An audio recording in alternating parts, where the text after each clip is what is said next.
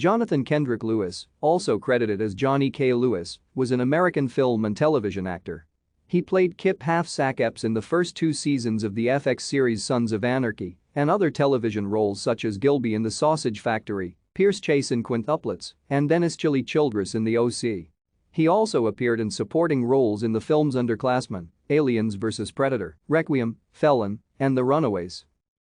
After an accident in 2011, he developed a brain injury which would lead to his arrests and ultimately his death. Lewis grew up in the Los Angeles neighborhoods of North Hollywood and Sherman Oaks. He was the middle child of Michael and Devona Lewis. His parents were practicing Scientologists and Johnny was himself a Scientologist for most of his life. After finishing school, he left home at the age of 18 to pursue an acting career. Lewis began making television appearances while in his late teens, with guest starring roles in Boston Public, The Guardian, and American Dreams, among others. Thank you for watching. Like and subscribe if you would like to view more of our videos. Have a nice day.